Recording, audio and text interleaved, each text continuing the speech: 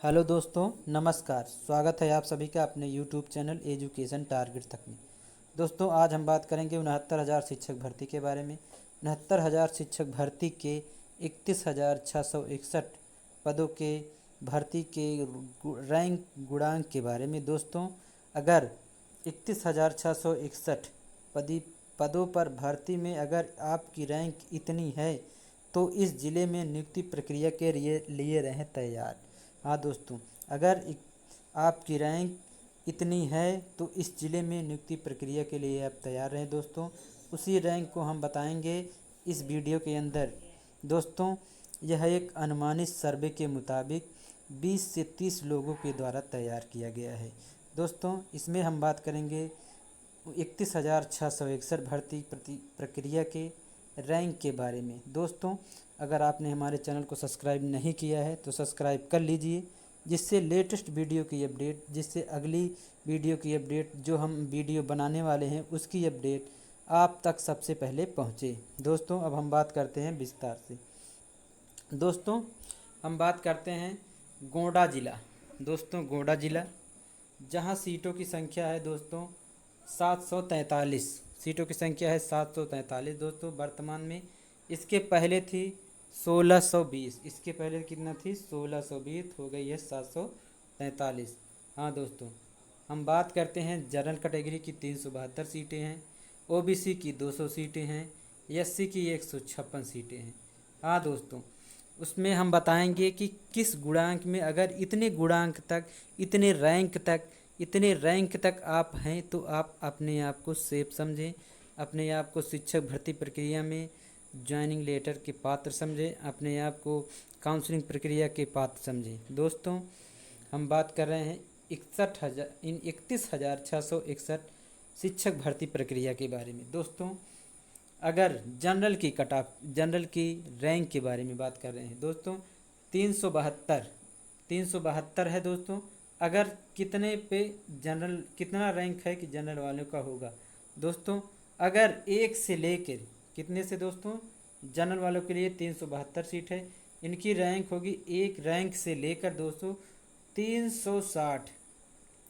एक रैंक से लेकर अगर 360 तक है इनकी रैंक, तो ये अपने आप को गोंडा ज़िला के लिए एकदम परफेक्ट माने। हाँ दोस्तों, एकदम परफेक्ट गोंडा ज़िले में आप काउंसलिंग करा सकते हैं। हाँ दोस्तों, उसके बाद हम बात करते हैं एससी ओबीसी कैंडिडेट के लिए, जिसकी सीटों की संख्या है 200। सीटों की संख्या ओबीसी की है 200 और इनकी रैंक लगभग कितनी जाएगी दोस्तों, इनकी रैंक जाएगी एक से लेके दोस्तों 600 तक। अगर एक रैंक से 600 रैंक तक है ओबीसी के कैंडिडेट, तो ये आराम से इनका सिलेक्शन गोंडा ज़िला में हो जाएगा। भर्ती प्रक्रिया में ये शामिल हो जाएंगे दोस्तों। उसके बाद बात करते हैं हम एससी कैंडिडेट की संख्या है 156। इनका तो एकदम आसान, गोंडा ज़िला में इनका तो एकदम पक्का समझे। अगर जिसकी गुणांक मेरिट रैंक 1 से लेके 800 तक है, हाँ जिसका रैंक दोस्तों 1 से लेके 800 तक है एससी कैंडिडेट, उनका तो 100% परफेक्ट एकदम है। उनकी काउंसलिंग प्रक्रिया सब होगी गोंडा ज़िले के लिए दोस्तों। उसके बाद हम बात करते हैं दोस्तों इटावा ज़िला में वर्तमान में दोस्तों 271 सीट हैं। इसके पहले 69,000 के सापेक्ष 590 थी दोस्तों। इसमें सीटों की संख्या कम है, इस ज़िले में सीटों की संख्या कम है दोस्तों। इस ज़िले में जनरल की 136, ओबीसी की 73 और एससी कैंडिडेट 56। हाँ दोस्तों, उसके बाद बात करते हैं इटावा ज़िले में जनरल कैंडिडेट की कितनी रैंक तक अगर है तो वो सुरक्षित अपने आप को महसूस करे। दोस्तों, इटावा ज़िले में दोस्तों जनरल जो है 1 से लेके 30 तक, एक रैंक से लेके 30 रैंक तक अगर है जनरल कैंडिडेट, तो वो अपने आप को सेफ समझे, जिससे कि वो अपने आप को समझे कि हम काउंसलिंग प्रक्रिया में शामिल होंगे। हाँ दोस्तों, उसके बाद हम बात करेंगे ओबीसी ओबीसी की सीट है 73 दोस्तों। कितनी है? ओबीसी की 73 सीट है और एससी की सीट है 56। इन दोनों के लिए रैंक कितनी होगी? ओबीसी के लिए दोस्तों 101 से लेके ओबीसी के लिए 250 तक रैंक के अंदर हैं अगर ओबीसी के अभ्यर्थी तो उनका सिलेक्शन पक्का समझे। अगर और एससी के अभ्यर्थी अपने आप को 1 से लेके 320 रैंक तक अपने आप को सेफ समझे दोस्तों। उसके बाद हम बात करते हैं आजमगढ़ दोस्तों बहुत चर्चित इलाका है, जहां सीटों की संख्या पहले थी 1550, लेकिन इस समय दोस्तों कितनी हो गई है? इस समय हो गई है 712 दोस्तों। आजमगढ़ में जनरल की संख्या है 356, ओबीसी की है 192, एससी की है 149। हाँ दोस्तों, आजमगढ़ ज़िले में काउंसलिंग कराने वाले अभ्यर्थी, जनरल अभ्यर्थी, ओबीसी, एससी, एसटी सभी अपनी अपनी रैंक सुन ले दोस्तों। अगर जनरल अभ्यर्थी अपने आप को आजमगढ़ ज़िला में काउंसलिंग कराना चाहता है तो दोस्तों वह अपने आप को कहाँ तक सेफ महसूस करेगा दोस्तों? अगर उसकी रैंक 1 से लेके 340 रैंक तक है जनरल कैंडिडेट, तो अपने आप को सेफ समझे। कितना दोस्तों? 1 से लेके 340 तक अगर जनरल कैंडिडेट की रैंक है तो अपने आप को सेफ समझे। वहीं ओबीसी का कैंडिडेट 192 सीटों की संख्या है, उनके लिए 1 से लेके 600 तक 1 से लेकर 600 तक सीटों के रैंक तक ओबीसी कैंडिडेट का सिलेक्शन होगा, 1 से लेके 600 रैंक तक दोस्तों। वहीं एससी कैंडिडेट के लिए 1 से लेके 750, अगर 750 तक रैंक तक हैं अभ्यर्थी तो उनका सिलेक्शन पक्का होगा। उनका सेकंड काउंसलिंग तो हर हाल में ही हो जाएगा दोस्तों। यहाँ सीटों की संख्या है 149 दोस्तों। अब हम बात करेंगे बलिया, आजमगढ़ के बगल बलिया ज़िले की, जहाँ सीटों की संख्या इस समय है 734। इसके पहले थी 1600। हाँ दोस्तों, 1600 सीट थी, अब हो गई है 734।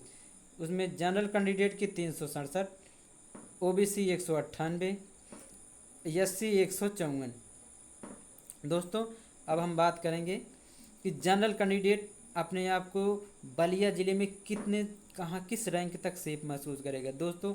अगर जनरल कैंडिडेट की बात करें 1 से लेके 355 रैंक तक, 1 से लेके 355 रैंक तक वो अपने आप को एकदम परफेक्ट समझे कि वह बलिया ज़िले में काउंसलिंग करा सकता है। उसके बाद दोस्तों 198 ओबीसी भी 1 से लेके 600 तक, ओबीसी 1 से लेके 600 तक, ओबीसी दोस्तों 1 से लेके 600 तक अगर रैंक तक है तो अपने आप को बलिया ज़िले में काउंसलिंग करा सकता है दोस्तों।